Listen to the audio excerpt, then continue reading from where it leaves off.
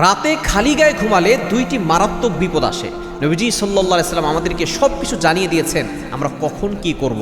আমরা অনেক সময় দেখা যাচ্ছে প্রচণ্ড গরমে আমরা খালি গায়ে ঘুমিয়ে থাকি, আবার অনেক সময় দেখা যাচ্ছে যে একেবারে অনেকে উলঙ্গ হয়ে, বিশেষ করে ইয়াং পিপলরা ছোট হাফ প্যান্ট পরে তারপরে তারা চলাফেরা করে। এটাকে তারা এমনভাবে আধুনিক যুগে চলে এসে তারা মনে করে যে ইহুদি খ্রিস্টানদের কৃষ্টি কালচারই মনে হয় তাদেরকে অনেক বড় স্মার্ট বানাবে।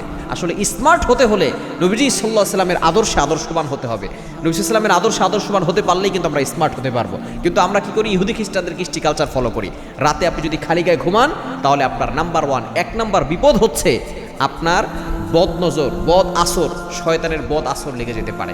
শয়তান, দুষ্ট জিন জাতি আমাদের আশেপাশে অনেক ঘোরাফেরা করে, এটা কিন্তু আমরা অনেকেই জানি না। অনেকেই কিন্তু আমরা জানি না। আমরা দুষ্ট জিন যারা আমাদের আশেপাশে থাকে এরা আমাদেরকে ক্ষতি করার চেষ্টা করে, দূর থেকে অ্যাট্রাকশন দেয়। এবং যদি আপনি খালি গায়ে ঘুমান আপনার উপরে বদ আসর করতে পারে, আপনার উপরে অ্যাট্রাকশন থাকতে পারে তা।